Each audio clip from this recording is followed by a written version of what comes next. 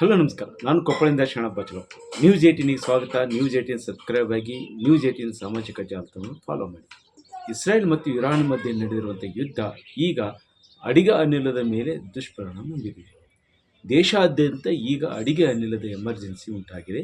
ಆ ಹಿನ್ನೆಲೆಯಲ್ಲಿ ಕೊಪ್ಪಳ ಜಿಲ್ಲೆಯಲ್ಲೂ ಸಹ ಈಗ ಅಡಿಗೆ ಅನಿಲದ ಕೊರತೆ ಕಂಡುಬಂದಿದೆ. ಒಂದು ಕೊಪ್ಪಳ ಜಿಲ್ಲಾಡಳಿತದ ಮಾಹಿತಿ ಪ್ರಕಾರ ಈಗ ಜಿಲ್ಲೆಯಲ್ಲಿ ಒಟ್ಟು ಏನು ದಿನಬಳಕೆ ಅಡಿಗೆ ಅನಿಲಿದೆ ಅದಕ್ಕೆ ಕೊರತೆ ಇಲ್ಲ.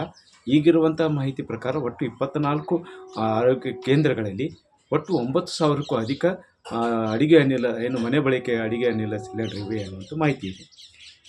ಆದರೆ ಇಲ್ಲಿ ಕಾರಟಗಿ ಮತ್ತು ಕುಕನೂರು ಯಲಬುರ್ಗವನ್ನು ಹೊರತುಪಡಿಸಿದರೆ ಉಳಿದ ಕಡೆ, ಅದರಲ್ಲೂ ಕೊಪ್ಪಳದಲ್ಲಿ 344 ಸೇರಿದಂತೆ ಇಡೀ ಜಿಲ್ಲೆಯಲ್ಲಿ ಒಟ್ಟು 500ಕ್ಕೂ ಹೆಚ್ಚು ವಾಣಿಜ್ಯ ಬಳಕೆಯ ಸಿಲಿಂಡರ್ಗಳಿವೆ ಅನ್ನುವಂಥ ಮಾಹಿತಿಗಳು ಸಿಕ್ಕಿವೆ. ಇದು ಒಂದು ಕಡೆ ಆಗಿದ್ದರೆ, ಈಗ ಒಂದು ಕಡೆ ಎಮರ್ಜೆನ್ಸಿ ಗ್ರಾಹಕರು ಈಗ ನಿತ್ಯ ಮನೆ ಬಳಕೆಗೆ ಮನೆಗೆ ಬರ್ತಾ ಇರುವಂಥ ಸಿಲಿಂಡರ್ಗಳಿಗೆ ಈಗ ಒತ್ತಡ ಹೆಚ್ಚಾಗಿದೆ ಮತ್ತು ಮುಂದಿನ ದಿನಗಳಲ್ಲಿ ಸಿಲಿಂಡರ್ ಸಿಗುತ್ತೋ ಇಲ್ಲೋ ಅನ್ನೋಂಥ ಕಾರಣಕ್ಕಾಗಿ ಈಗ ಏಜೆನ್ಸಿಗಳಿಗೆ ಹೆಚ್ಚು ಜನ ಬಂದು ಇಲ್ಲಿ ಬುಕ್ಕನ್ನು ಮಾಡ್ತಾಯಿದ್ದಾರೆ. ಕೊಪ್ಪಳದ ಭಾರತ್ ಗ್ಯಾಸಿನ ಏಜೆನ್ಸಿ ಆಗಿರುವಂಥ ಗುರುಪ್ರಸಾದ್ ಹೇಳುವ ಪ್ರಕಾರ ಇಲ್ಲಿ ನಿತ್ಯ ಪ್ರತಿದಿನವೂ 500ಕ್ಕೂ ಹೆಚ್ಚು ಸಿಲಿಂಡರ್ಗಳನ್ನು ನಾವು ಮನೆಗೆ ವಿತರಣೆ ಮಾಡ್ತಿದ್ವಿ. ಆದರೆ ಈಗ ಒಟ್ಟು 1400ಕ್ಕೂ ಹೆಚ್ಚು ಜನ IVR ಮೂಲಕ ಮತ್ತು ನಮ್ಮ ಕೇಂದ್ರಕ್ಕೆ ಬಂದು ಈಗ ಒತ್ತಡ ಆಗ್ತಾ ಇದ್ದಾರೆ. ಇದನ್ನು ಸಪ್ಲೈ ಮಾಡೋದು ತೀರಾ ಕಷ್ಟ ಅನ್ನುವಂಥ ಮಾತುಗಳಿವೆ. ಸಿಲಿಂಡರ್ ಬಗ್ಗೆ ಸಮಸ್ಯೆ ಇಲ್ಲ, ಡೊಮೆಸ್ಟಿಕ್ ಸಿಲಿಂಡರ್ ಬಗ್ಗೆ ಸಮಸ್ಯೆ ಇಲ್ಲ. ಕಮರ್ಷಿಯಲ್ ಸಿಲಿಂಡರ್ ಸಪ್ಲೈ ಕಡಿಮೆ ಇದೆ. ಕಮರ್ಷಿಯಲ್ ಸಿಲಿಂಡರ್ಗಳು ಸಪ್ಲೈಗಳು ಇಲ್ಲ, ಆದ ಕಾರಣ ಹೋಟೆಲ್ಗಳಿಗೆ ಸ್ವಲ್ಪ ತೊಂದರೆ ಆಗಿದೆ ನಿಜ. ಆದರೆ ಡೊಮೆಸ್ಟಿಕ್ ಸಿಲಿಂಡರ್ ಯಾವುದೇ ರೀತಿಯ ತೊಂದರೆ ಇಲ್ಲ. ದಯವಿಟ್ಟು ತಾವು ಬುಕ್ ಮಾಡಬೇಕು. ಬುಕ್ ಮಾಡಿದ ಮೇಲೆ 1 or 2 ಡೇಸ್ ನಿಮ್ಮ ಮನೆಗೆ ನಾವು ಸಿಲಿಂಡರ್ ಮೊದಲು ಎಷ್ಟು ಈಗ ಸರ್, ನಾವು ಮೊದಲು ಒಂದು 500-505 ಸಿಲಿಂಡರ್ ಕೊಡ್ತಾ ಇದೆ ಕೊಪ್ಪಳದಲ್ಲಿ. ಈಗೇನಾಗ್ತದೆ, ಅದನ್ನು ಬುಕ್ಕಿಂಗ್ 1400 ಡಬಲ್ ಬರ್ತಾ ಇದೆ, 2 ಪಟ್ಟು ಬರ್ತಾ ಇದೆ. ಹೀಗೆ ಸ್ವಲ್ಪ ನಾವು ಡೆಲಿವರಿ ಕೊಡಲು ಸ್ವಲ್ಪ ವಿಳಂಬ ಆಗ್ತದೆ. ಮತ್ತು ಏನು ಮಾಡಿದ್ದಾನೆ, ಸ್ವಲ್ಪ ಅದರಲ್ಲಿ ಸ್ವಲ್ಪ ಚೇಂಜಸ್ ಮಾಡಿದ್ದಾರೆ. ಡೆಲಿವರಿ ಸಿಲಿಂಡರ್ ಕೊಟ್ಟಾದ ನಂತರ ಕಂಪಲ್ಸರಿಯಾಗಿ ನಾವು ಡೆಲಿವರಿ ಕೋಡನ್ನು ಹೇಳಬೇಕು ಕಸ್ಟಮರು. ಆ ಡೆಲಿವರಿ ಕೋಡ್ ತಾವು ಎಷ್ಟು ಬೇಗ ಹೇಳ್ತೀರಿ ನಮ್ಗೆ ಅಷ್ಟು ಕೆಲಸ ಮಾಡೋಕ್ಕೆ ಅನುಕೂಲ ಆಗುತ್ತೆ. ಕೆಲವೊಂದು ಕಸ್ಟಮರ್ಗಳು ಡೆಲಿವರಿ ಕೋಡ್ ಸರಿಯಾಗಿ ಹೇಳ್ತಾ ಇಲ್ಲ. ದಯವಿಟ್ಟು ತಾವು ಮತ್ತೆ ಆಮೇಲೆ ವಿನಂತಿಸಿಕೊಳ್ತೀನಿ, ಆದಷ್ಟು ಬೇಗ ತಾವು ಡೆಲಿವರಿ ಕೋಡ್ ನಮ್ಮ ಡೆಲಿವರಿ ಬಾಯ್ಗೆ ಆಗಲಿ ಅಥವಾ ಆಫೀಸ್ ಸ್ಟಾಫಿಗೆ ಆಗಲಿ ಮಾಹಿತಿ ಕೊಟ್ಟರೆ ನಮಗೂ ಕೆಲಸ ಮಾಡಲು ಅನುಕೂಲ ಆಗುತ್ತೆ. ಇನ್ನು ಹೋಟೆಲ್ಗಳಲ್ಲಿ ಬಂದಾಗ ಕೆಲವೊಂದು ಕಡೆ ಈಗಾಗಲೇ 0 ಇದೆ.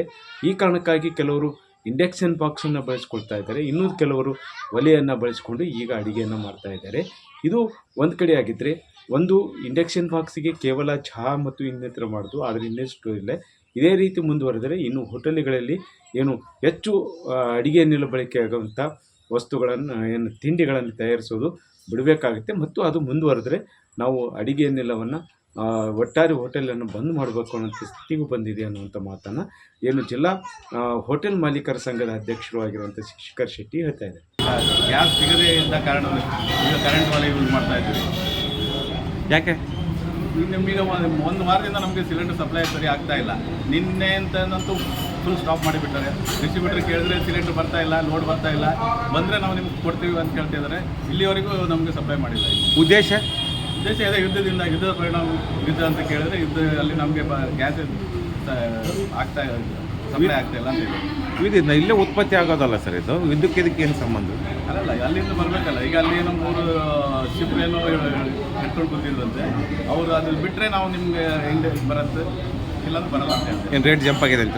ರೇಟು ಜಾಸ್ತಿ ಆಗ್ತದೆ. ಓಕೆ. ಈಗ 200 ರೂಪಾಯಿ ಮೊನ್ನೆ ರೇಟ್ ಜಾಸ್ತಿ ಮಾಡಿದ್ದಾರೆ. ಈಗ ಬ್ಲ್ಯಾಕಲ್ಲಂತೂ ಕೇಳಿದ್ರೆ 1ಕ್ಕೆ 2 ಕೇಳ್ತಾ ಇದ್ದಾರೆ. ಈಗ ಈ ಹೋಟೆಲ್ ಉದ್ಯಮಕ್ಕೆ ಎಷ್ಟು ಹೊಡೆತ ಬೀಳ್ತಾರೆ? ಹೋಟೆಲ್ ಉದ್ಯಮ ಗ್ಯಾಸ್ ಇಲ್ಲ ಅಂದರೆ ಇನ್ನೊಂದು 2-3 ಸಲ ಆಲ್ಮೋಸ್ಟ್ ಎಲ್ಲ ಹೋಟೆಲ್ ಬಂದಾಗ್ತಾ ಹೋಗ್ತವೆ. ಒಂದೊಂದೇ ದಿವ್ಸಕ್ಕೆ ಒಂದು ಹೋಟ್ಲು 10 ಕೊಪ್ಪಳದಲ್ಲೇ 1-2 ಹೋಟ್ಲು ಬಂದಾಗ್ತಾ ಹೋಗ್ತವೆ. ನಾವು ಗ್ಯಾಸ್ ಮೇಲೆ ಡಿಪೆಂಡ್ ಆಗಿ ಹೋಟೆಲ್ ನಡೆಸ್ತೇವೆ. ಇವಾಗ ಎಲ್ಲಗಳ ಮಧ್ಯೆ ಒಂದು ಪರ್ಯಾಯ ಮಾರ್ಗವನ್ನು ಇಲ್ಲಿಯ ಗವಿಮಠ ಇದೆ. ಗವಿಮಠ ಈ ಭಾಗದ ದೊಡ್ಡ ಮಠವಾಗಿದ್ದು, ಈ ಮಠದಲ್ಲಿ ಇಲ್ಲಿ ನಿತ್ಯ ದಾಸೋಹಕ್ಕಾಗಿ ಸರಿಸುಮಾರು 4,000-5,000 ಜನ ನಿತ್ಯ ದಾಸೋಹಕ್ಕೆ ಇಲ್ಲಿ ಬರ್ತಾರೆ. ಅದರ ಜೊತೆಗೆ ಇಲ್ಲಿ 4,000ಕ್ಕೂ ಹೆಚ್ಚು ವಿದ್ಯಾರ್ಥಿಗಳು ಇಲ್ಲಿ ವಸತಿ ನಿಲಯ. ಮತ್ತು 4,000 ಇದಕ್ಕೆ 3 ಹೊತ್ತು ಇಲ್ಲಿ ಊಟ ಮತ್ತು ಟಿಫಿನ್ ಮಾಡ್ತಾ ಇರುವಂಥ ಕಾರಣಕ್ಕಾಗಿ ಇಲ್ಲಿ ಹೆಚ್ಚು ಅಡುಗೆ ಅನಿಲದ ಅವಶ್ಯಕತೆ ಇತ್ತು ಅನ್ನೋದು ಇದೆ. ಆದರೆ ಇಲ್ಲಿ ಮೊದಲಿಂದಲೂ ಅವರು ಸೌದೆಯನ್ನೇ ಬಳಸಿ ಮಾಡ್ತಾಯಿದ್ದಾರೆ. ಈಗ ಸೌದೆಯನ್ನು ಕಡಿಮೆ ಬೆಳೆಸುವಂಥ ಉದ್ದೇಶಕ್ಕಾಗಿ ಇವರು ಏನು ಗವಿಮಠದಲ್ಲಿ ಈಗ ಬಾಯ್ಲರ್ಗಳನ್ನು ಬಳಕೆ ಮಾಡ್ತಿರೋ ಕಾರಣಕ್ಕಾಗಿ ಇಲ್ಲಿ ಯಾವುದೇ ಭಕ್ತರಿಗೆ ಅಥವಾ ವಸತಿ ನಿಲಯದ ವಿದ್ಯಾರ್ಥಿಗಳಿಗೆ ಯಾವುದೇ ತೊಂದರೆ ಆಗದೇ ಇರುವಂಥದ್ದು ಕಂಡುಬಂದಿದೆ. ನಮ್ಮ ಒಂದು ಗವಿಸಿದ್ದೇಶ್ವರ ಉಚಿತ ಪ್ರಸಾದ ನಿಲಯದ ಹೇಳಿದ್ರೆ ನಿತ್ಯ ಒಪ್ಪತ್ತಿಗೆ 4,000 ವಿದ್ಯಾರ್ಥಿಗಳು ದಿನಕ್ಕೆ 12,000 ಜನ ಊಟದ ಒಂದು ತಯಾರಿಯನ್ನು ಮಾಡ್ತಾಯಿದ್ದೀವಿ. 12,000 ಲೆಕ್ಕ 3 ಹೊತ್ತು ಲೆಕ್ಕ ಒಪ್ಪತ್ತಿಗೆ 4,000. ಆದ್ರೆ ಈಗ ಗ್ಯಾಸಿನ ಸಮಸ್ಯೆ ಐತಿ, ಎಲ್ಲರಿಗೆ ಗೊತ್ತಿದ್ದ ವಿಷಯ. ನಮ್ಮಲ್ಲಿ ಹೆಚ್ಚಾಗಿ ನಾವು ಸೌದೆ ಬಳಸಿ ನಾವು ಅಡುಗೆ ತಯಾರು ಮಾಡೋಕತ್ತೀವಿ. ಸೌದೆ ಗ್ಯಾಸಿನ ಬಳಕೆಗೆ ಒಂದು ಅಲ್ಪ ಪ್ರಮಾಣದಲ್ಲಿ ನಾವು ಬಳಕೆ ಮಾಡ್ತೀವಿ. ಆದರೆ ಈಗ ಅನಿವಾರ್ಯ ಯಾವುದೂ ಸಿಗದಾ ಇದ್ದರೆ ಸಹಿತ ಈಗ ನಾವು ಕಟ್ಟಿಗೆ ಸೌದೆ ಮೂಲಕನ ನಾವು ಮಕ್ಕಳಿಗೆ ಆಹಾರ ತಯಾರು ಮಾಡಿಸಿ ಊಟ ಮಾಡಿಸ್ತಾ ಇದ್ದೀವಿ. ಈ ನಿತ್ಯ ದಾಸೋಹಕ್ಕೆ ಸಹಿತ ನಾವು ಅಲ್ಪ ಪ್ರಮಾಣದಲ್ಲಿ ಸಿಲಿಂಡರ್ ಉಪಯೋಗ ಮಾಡ್ತಿದ್ವಿ. ಆದರೆ ಸಿಲಿಂಡರ್ ಸಿಗಲಾರ್ದ ಒಂದು ಸಂದರ್ಭದಲ್ಲಿ ಈ ಸಂಪೂರ್ಣ ಸೌದೆ ಬಳಕೆ ಮೂಲಕ ನಾವು ಆಹಾರ ತಯಾರು ಮಾಡಿ ನಿತ್ಯ ಬರ್ತಕ್ಕಂಥ ಸುಮಾರು 5,000 ಇರ್ಬೋದು, 10,000 ಇರ್ಬೋದು ಬರ್ತಕ್ಕಂಥ ಭಕ್ತಾದಿಗಳಿಗೆ ನಿತ್ಯ ನಾವು ಪ್ರಸಾದ ತಯಾರು ಮಾಡಿಸಿ ಇಲ್ಲೇ ಸೌದೆ ಮೂಲಕನ ಆಹಾರ ತಯಾರು ಮಾಡ್ತಾ ಇದ್ದೀವಿ. ಗ್ಯಾಸ್ ಬಳಕೆ ನಾವು ಕಡಿಮೆ. ನಾವು ಹೆಚ್ಚಾಗಿ ಮೇಲಿನ ವಿಚಾರಕ್ಕಷ್ಟ ಒಗ್ಗರಣೆ ಕೊಡಲಿಕ್ಕೆ, ಸಣ್ಣ ಪುಟ್ಟ ವಿಚಾರಕ್ಕಷ್ಟ ನಾವು ಗ್ಯಾಸ್ ಬಳಕೆ ಮಾಡ್ತೀವಿ. ಹೆಚ್ಚಾಗಿ ಆಹಾರ ತಯಾರು ಮಾಡ್ತಕ್ಕಂಥ ಸೌದೆ ಮೂಲಕನ ಆಹಾರ ತಯಾರು ಮಾಡ್ತೀವಿ. ನೆಕ್ಸ್ಟ್ ಏನಾಗಬಹುದು? ಗ್ಯಾಸ್ ಸಿಗದೇ ಇದ್ರೆ ನಾವು ಗ್ಯಾಸ್ ಬಳಕೆ ಸಿಗದೇ ಇದ್ದರೆ ನಾವು ಸಂಪೂರ್ಣ ಸೌದೆ ಬಳಕೆ ಮಾಡಿ ಇಲ್ಲೇ ತಯಾರು ಮಾಡ್ತಾ ಇದ್ದೀವಿ. ನಮ್ಮ ಗವಿಮಠದಲ್ಲಿ ಯಾವುದೇ ದೊಡ್ಡ ಕಾರ್ಯಕ್ರಮ ಆಗಲಿ ಸಣ್ಣ ಕಾರ್ಯಕ್ರಮ ಆಗಲಿ ನಿತ್ಯದ ಅಡಿಗೆ ಬಳಕೆಗೆ ನಾವು ಯಾವಾಗಲೂ ಸೌದೆಯನ್ನೇ ಬಳಸ್ತೇವೆ. ಯಾಕಂದರೆ ಸೌದೆಯನ್ನು ಬಳಸಿ ಮಾಡಿದ ಅಡಿಗೆ ತುಂಬ ರುಚಿಕರವಾಗಿರುತ್ತೆ ಮತ್ತು ಕಡಿಮೆ ಸಮಯದಲ್ಲಿ ಹೆಚ್ಚು ಜನರಿಗೆ ಊಟವನ್ನು ತಯಾರು ಮಾಡುವಂಥ ಒಂದು ಅನುಕೂಲ ಆಗುತ್ತೆ. ಇಲ್ಲಿ ನಮ್ಮ ಹಾಸ್ಟೆಲಲ್ಲಿ 5,000 ವಿದ್ಯಾರ್ಥಿಗಳಿದ್ದಾರೆ. ಜನರಿಗೆ ನಿತ್ಯ ಒಂದು ಕನಿಷ್ಠ ಒಂದು 50,000 ಜನ ಇಲ್ಲಿ ಪ್ರಸಾದ ಮಾಡ್ತಾರೆ ನಿತ್ಯ ದಾಸೋಹದಲ್ಲಿ. ಅದಕ್ಕೆಲ್ಲ ನಾವು ಕಟ್ಟಿಗೆ ಸೌದೆಯನ್ನು ಬಳಸಿ ಬಾಯ್ಲರಲ್ಲೇ ಸ್ಟೀಮ್ ತಯಾರು ಮಾಡಿ ಆ ಸ್ಟೀಮ್ ಮುಖಾಂತರ ಕಡಿಮೆ ಸಮಯದಲ್ಲಿ ಹೆಚ್ಚಿನ ಅಡುಗೆಯನ್ನು ತಯಾರು ಮಾಡಿ ಜನರಿಗೆ ಸ್ವಾಮೀಜಿಯವರು ಉಣಬಡಿಸ್ತಾ ಇದ್ದಾರೆ. ನಿತ್ಯ 10-15 ಕ್ವಿಂಟಲ್ ಅಕ್ಕಿ ದಾಸೋಹದಲ್ಲಿ ಖರ್ಚಾಗುತ್ತೆ. ಜೊತೆಗೆ ಅದರಲ್ಲಿ ಸ್ವೀಟ್ ಇರ್ತೈತಿ. ಅದ್ರ ಜೊತೆಗೆ 5,000 ವಿದ್ಯಾರ್ಥಿಗಳು ಪ್ರೆಸೆಂಟ್ 4,800 ವಿದ್ಯಾರ್ಥಿಗಳು ನೇರ ಇದ್ದಾರೆ. ಅವ್ರಿಗೆಲ್ಲರಿಗೂ ನಾವು ಕಟ್ಟಿಗೆ ಬಳಕೆಯಿಂದನೇ ಬಾಯ್ಲರ್ ಮುಖಾಂತರ ಸ್ಟೀಮ್ ತಯಾರು ಮಾಡಿ ಆ ಮಕ್ಕಳಿಗೆ ಕೂಡ 3 ಪ್ರಸಾದ ವ್ಯವಸ್ಥೆನ ಸ್ವಾಮೀಜಿಯವರು ಮಾಡಿದ್ದಾರೆ. ಒಂದು ವೇಳೆ ಅಡುಗೆಯನ್ನೆಲ್ಲೇ ಸಣ್ಣ ಪುಟ್ಟ ಒಂದಿಷ್ಟು ಕೆಲಸಕ್ಕೆ ಬೇಕಾಗಿತ್ತು. ಆದರೆ ಈಗ ಅಡುಗೆಯನ್ನೆಲ್ಲ ಏನು ವಾಣಿಜ್ಯ ಬಳಕೆ ಅಡುಗೆಯನ್ನೆಲ್ಲ ಸಿಗದೇ ಇರೋಂಥ ಕಾರಣಕ್ಕಾಗಿ ಸಂಪೂರ್ಣವಾಗಿ ಒಲೆಗಳ ಮೇಲೆ ಮಾಡುವಂಥ ಸ್ಥಿತಿ ಬಂದಿದೆ. ಹೀಗಾಗಿ ನಮಗೆ ಇಲ್ಲಿ ತೊಂದರೆ ಆಗೋದಿಲ್ಲ ಅನ್ನೋಂಥ ಮಾಹಿತಿಗಳು ಸಹ ಸಿಗ್ತವೆ. ಒಟ್ಟಾರೆಯಾಗಿ ಕೊಪ್ಪಳ ಜಿಲ್ಲೆಯಲ್ಲಿ ಈಗ ಅಡುಗೆಯನ್ನೆಲ್ಲ ಎಮರ್ಜೆನ್ಸಿ ಜೊತೆಗೆ ಒಂದಿಷ್ಟು ಆಶಾಭಾವವನ್ನು ಮೂಡಿದೆ. ಜೊತೆಗೆ ಏನು ಗ್ರಾಹಕರು ಹೇಳೋದ್ರ ಪ್ರಕಾರ ಈಗಾಗಲೇ ನಾವು ಸೌದೆಯನ್ನು ಬಿಟ್ಟಿದ್ದೇವೆ. ಇಂಥ ಸಂದರ್ಭದಲ್ಲಿ ಮತ್ತೆ ಉರುವಲಗ ಬಿಟ್ಟಿರುವಂಥ ಸಂದರ್ಭದಲ್ಲಿ ಈಗ ಅಡುಗೆಯನ್ನೆಲ್ಲೇ ಅವಲಂಬಿಸಿದ್ದೇವೆ.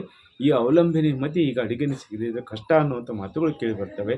ಈ ಎಲ್ಲದಕ್ಕೂ ಈಗ ಜಿಲ್ಲಾಡಳಿತ ಮುಂದಿನ ದಿನಗಳಲ್ಲಿ ಅಥವಾ ರಾಜ್ಯ ಸರ್ಕಾರ ಈಗೇನು ಒತ್ತೆ ಕೇಂದ್ರ ಸರ್ಕಾರ ಅಡುಗೆ ನೆಲದ ಮತ್ತು ರಾಜ್ಯ ಸರ್ಕಾರ ಅಡುಗೆ ನೆಲದ ಕೊರತೆಯಲ್ಲಿದೆ. ಆದರೆ ಅದನ್ನು ಕಾಳಸಂತೆಯಲ್ಲಿ ಮಾರಾಟ ಆಗುತ್ತೋ ಅಥವಾ ಏನು ಕೇವಲ ಎಮರ್ಜೆನ್ಸಿ ಏನು ಅಡುಗೆ ನೆಲದ ಕೊರತೆ ನೆಪ ಮಾಡಿಕೊಂಡು ಹೆಚ್ಚಿನ ಜನಕ್ಕೆ ಮಾರಾಟ ಮಾಡುವಂಥ ಸಾಧ್ಯತೆಗಳಿವೆ. ಎಲ್ಲದ ಬಗ್ಗೆ ನಿಗಾ ವಹಿಸಬೇಕಾಗಿದ್ದು ತೀರಾ ಅವಶ್ಯಕತೆ ಇದೆ. ಮುಂದಿನ ದಿನಗಳಲ್ಲಿ ಇನ್ನೂ ಅಡುಗೆ ನೆಲದ ಎಮರ್ಜೆನ್ಸಿ ಯಾವ ರೀತಿ ಬರುತ್ತೆ ಅನ್ನೋದು ಕಾದು ನೋಡಬೇಕಾಗಿದೆ. ಶಾಣಪ್ಪ ಚಲಪೂರ್, ನ್ಯೂಸ್ 18 ಕೊಪ್ಪಳ. ನಿರ್ಭೀತ, ನಿಷ್ಪಕ್ಷಪಾತ, ವಿಶ್ವಾಸಾರ್ಹ ಸುದ್ದಿಗಳಿಗೆ ಹೆಸರಾಗಿರುವ ನ್ಯೂಸ್ 18 ಕನ್ನಡ ಈಗ ಆಪ್ನಲ್ಲೂ ಲಭ್ಯವಿದೆ.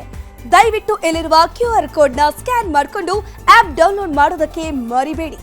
ನಿಮ್ಮ ಬೆಂಬಲ ಹೀಗೆ ಸದಾ ನಮ್ಮೊಂದಿಗಿರಲಿ. ಧನ್ಯವಾದ.